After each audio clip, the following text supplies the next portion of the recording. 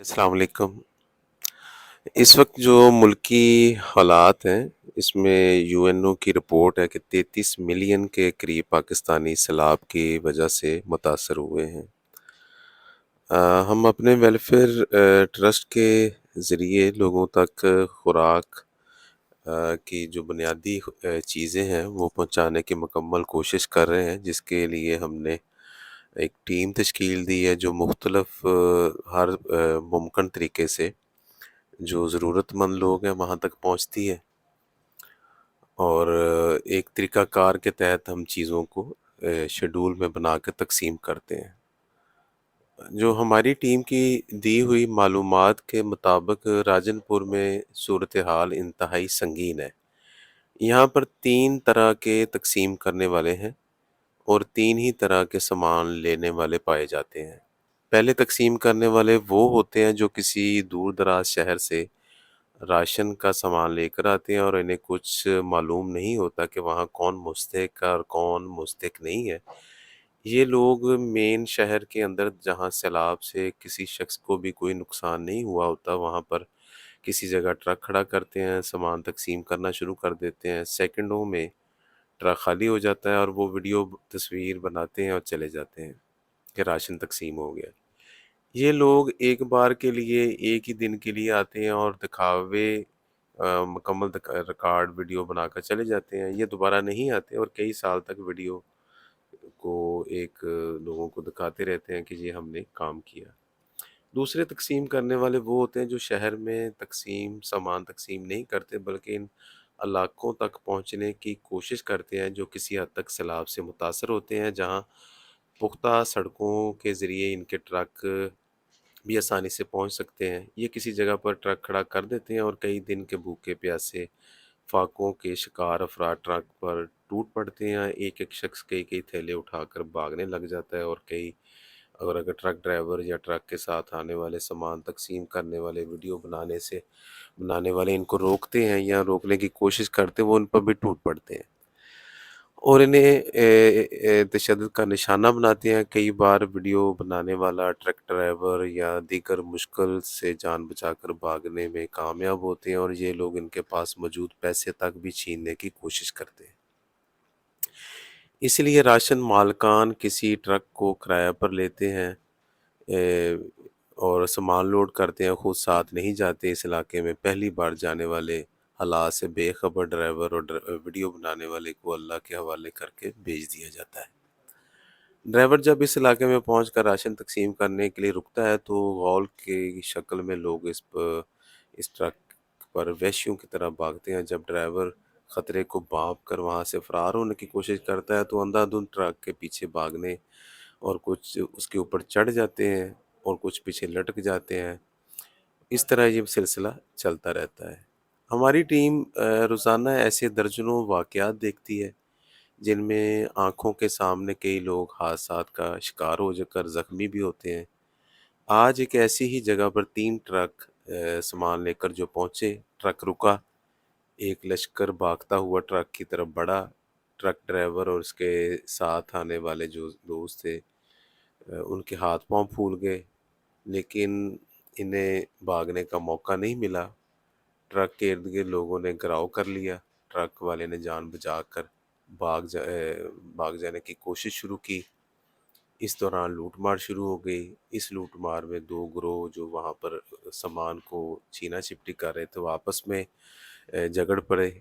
وہ آپس میں لاٹھیوں سے ایک دوسرے پر حملہ آور ہو گئے، سر پھٹے اور ہسپتال تک یہ لوگ پہنچے۔ 15 پہ کال چلی، پولیس آئی، بڑی مشکل سے ٹرک ڈرائیور اور تقسیم کرنے والوں نے اپنی جان بچائی۔ تیسرے تقسیم کرنے والے وہ کیسے کرتے ہیں؟ جیسے جو ہمارے ادارے کے افراد ہیں، یہ سب سے ہم سمجھتے ہیں، جو ہمارا ایک سوچ ہے کہ یہ سب سے بہتر طریقہ ہے کہ ان حالات میں کیسے تقسیم کیا جائے۔ جو ہمارے دوست ہیں جو ہمارے ساتھ کام کر رہے ہیں، رضاکار، یہ لوگ پیدل، موٹر سائیکل اور سائیکلوں پر سوار ہو کر خالی ہاتھ ان علاقوں میں پہنچتے ہیں جہاں پر ٹرکوں کے ساتھ جانے کا راستہ نہیں ہوتا۔